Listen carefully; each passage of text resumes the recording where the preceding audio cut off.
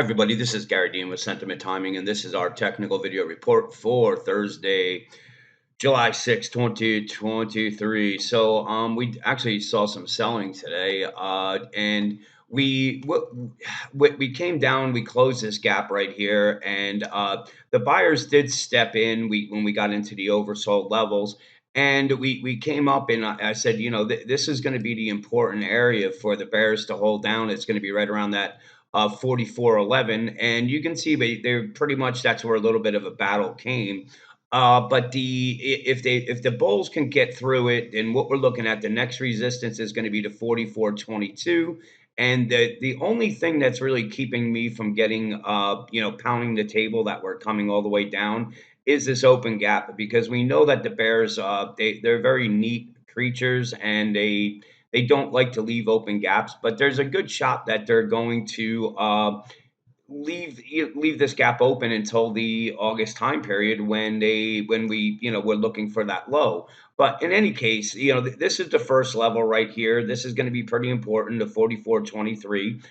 If they get above it, then just assume that they're going to come up and close this gap here. Now, if the bears can push it through the lows today at the 43.83, then this is the support zone right here, 43.64, all the way down to where we were at the lows here, 43.27. So this is really what the bears need to get through to get any momentum going. Well, serious momentum going, which I believe they will. But when they get through here, this is where we start seeing some gaps in the support levels, meaning that the next move's coming down to the 42.62, and then we're looking at a gap closure here down at the 42.24.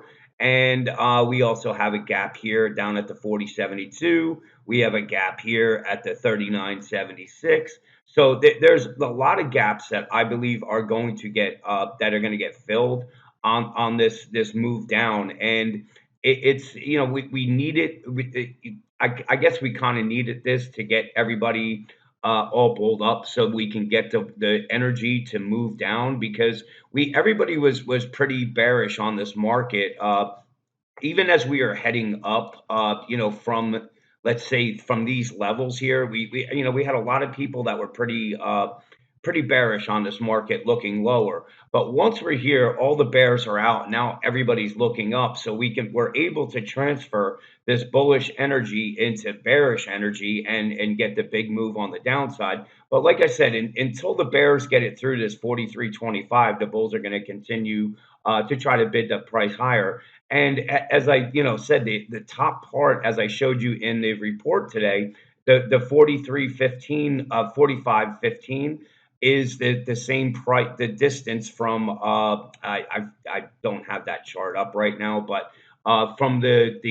1022 lows to the February highs to the lows made in May to where we are right now. So it's actually lining up where we are looking at a pretty important top, and now we just need to wait for momentum to start picking up, and that's going to happen once we start taking out some of these support levels. And it may start tomorrow. Wait until Monday. We have to we'll wait and see. But the bulls are, they're on borrowed time right now with a lot of things, and especially time and price.